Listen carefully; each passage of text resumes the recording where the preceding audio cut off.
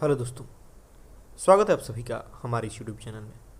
दोस्तों, हर इंसान के भीतर कुछ न कुछ स्वार्थ जरूर होता है, तभी वो इंसान अपने लिए सोचता है, आगे बढ़ने के लिए कुछ करता है, खुद को प्रगति करता है। पर दोस्तों, यही स्वार्थ जब इंसान के भीतर इतना बढ़ जाता है कि उसे दूसरे से कोई मतलब नहीं होता कि दूसरे के जीवन पर क्या प्रभाव पड़ रहा है, उसके कर्मों का, समाज को क्या क्षति पहुंच रही है, तो यही स्वार्थ हमारे लिए समस्याओं का जड़ बन जाता है। दोस्तों, आज इंसान का स्वार्थ इस कदर बढ़ गया है कि उसे भले बुरे का, नीति अनीति का कोई ज्ञान नहीं है। उसे पता ही नहीं है कि धर्म धर्म क्या है। बस वो सिर्फ अपना फायदा देखता है, अपना काम बनाना चाहता है। उससे दूसरे जिए या मरे, चाहे उससे समाज में पतन हो, बुराई फैले, उसे उससे कोई मतलब नहीं।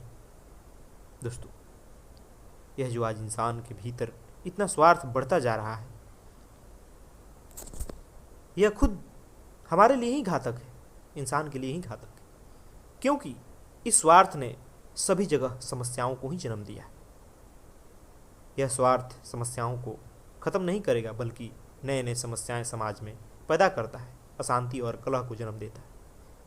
आज जहाँ भी आपसी रिश्तों में दरार दिखाई देती है, जहाँ भी रिश्ते टूट रहे हैं, उनके पीछे कहीं न कहीं इंसान का स्वार्थ ही है। आज जो लोग इतने अकेले घूम रहे हैं, उन्हें अकेलापन सता रहा है, कहीं न कहीं उसके पीछे हमारा स्वार्थ ही है।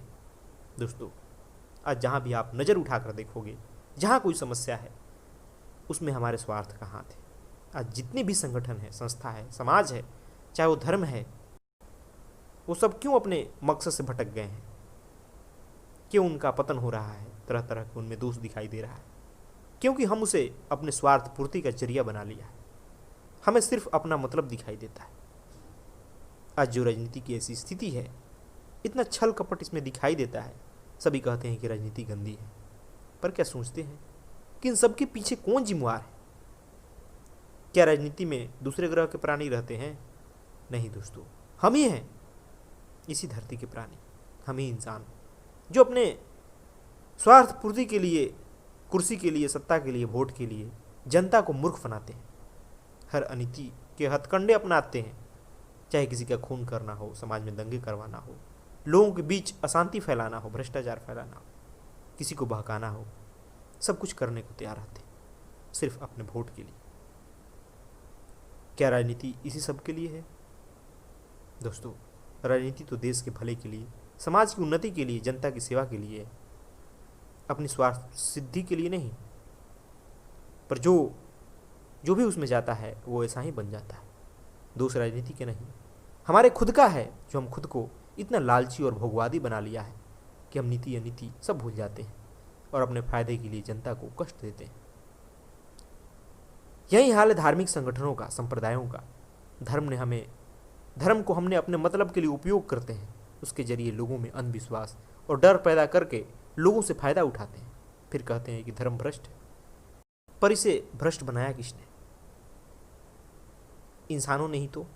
नहीं तो धर्म इंसान को ऊंचा उठाने के लिए है, पशु से देवता बनाने के लिए है, जीवन को सही दिशा देने के लिए है। पर हमने तो उसे मतलब के लिए परिभाषित कर दिया। दोस्तों, हमें इस सच्चाई को अपनाना होगा कि हम ही ने सबको भ्रष्ट और पतित बनाया है, और कोई नहीं। आज इंसान अपने स्वार्थ के लिए जंगलों को, पहाड़ों को सफाया कर दिया, नदियों को प्रदूषित कर रहा है, जीव जंतु को मार रहा है। हम ऐसी जीवन शैली अपना रहे हैं कि उससे धरती, नदियां, पेड़ पौधे नदारद है।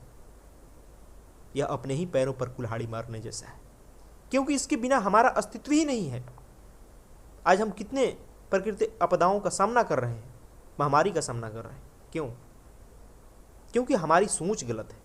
हम सोचते हैं कि हम धरती के मालिक हैं, हमें कुछ भी करने का अधिकार है, हमारा पूरा अधिकार है कि हम सबका उपभोग करें, नष्ट करें।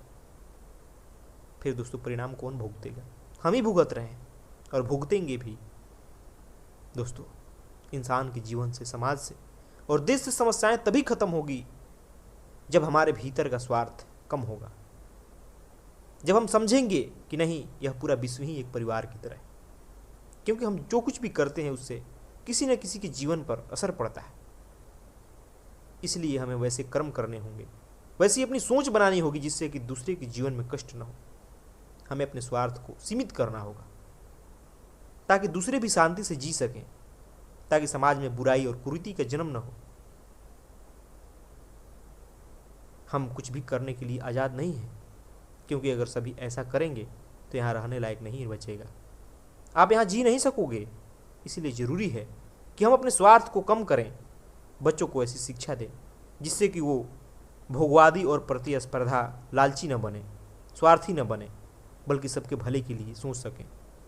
तभी एक बेहतर समाज का निर्माण होगा, तभी हम इंसान कहलाने लायक बनेंगे। धन्यवाद दोस्तों।